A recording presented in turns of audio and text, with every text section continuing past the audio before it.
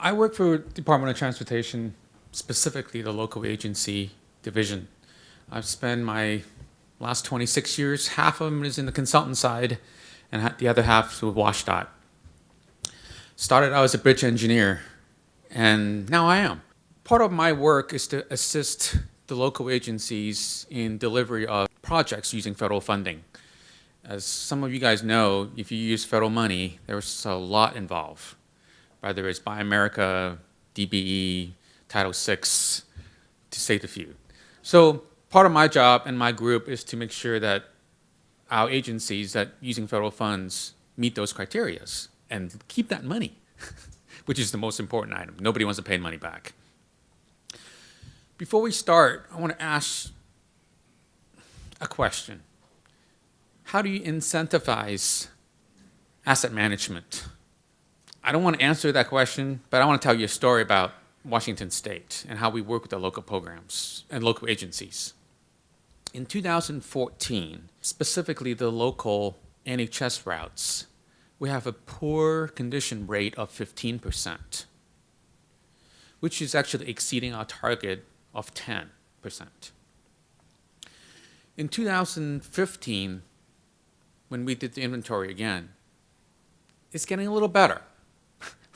We're at 13% at that point, but we're still exceeding our target. And working with our governor, the governor actually carved out a portion of the federal funding and said, this is specifically for asset management. You, local program folks, work it out. And we had a call for project in early this year, specifically for an asset management pavement plan.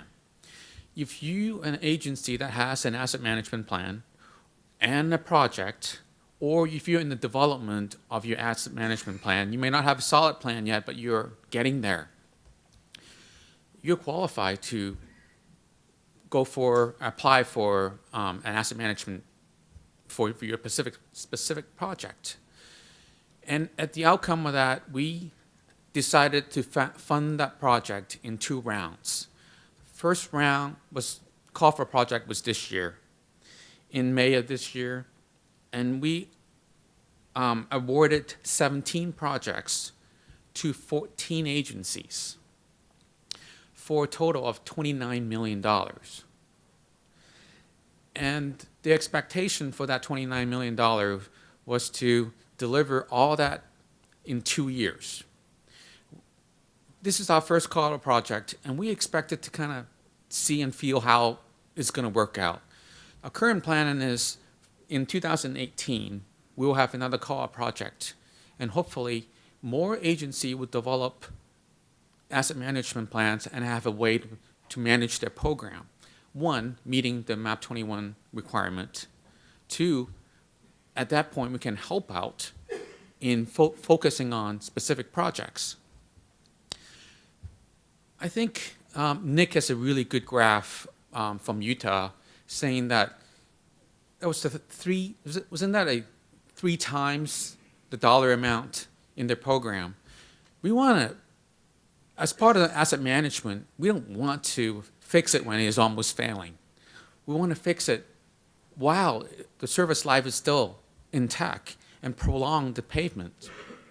Another thing we do in local programs is to help the agencies in both technically and funding their programs.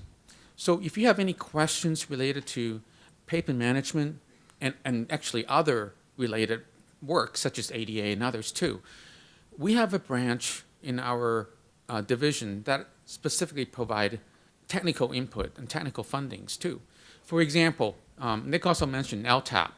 Part of our group is helping training, providing training and others to local agencies specifically on pavement, specifically on funding, specifically on other things from NEPA, from bridge program, all the way to ADA and Title VI issues, trainings. In specifically to asset management, in our state, similar to Caltrans, we also have a thing called result Washington. We report back to our governor exactly our pavement situation, similarly our bridge conditions, where we're going as part of our asset management plan.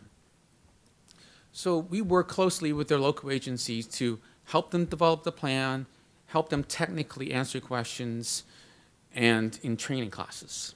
So let me try to help answer my original questions of incentivize our asset management.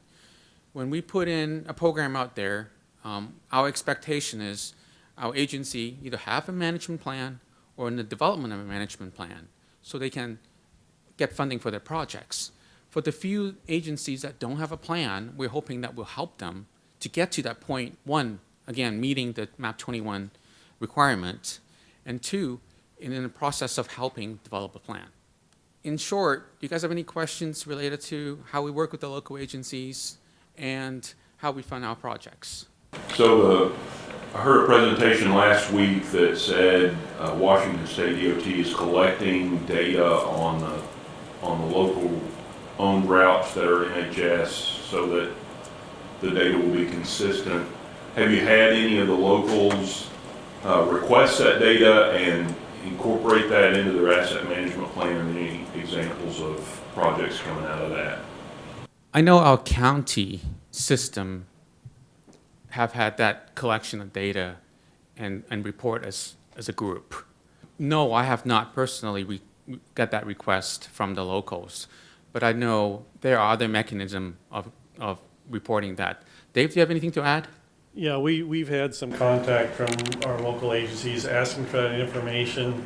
Sometimes it comes from the MPOs, which is a different level of organization. Even though the local agencies own the roadway, the MPOs are involved in coordination, and the MPOs are specifically listed in the MAP 21 regulations as the key point of contact for the states. So yeah, we have had some asking for that information for their planning purposes.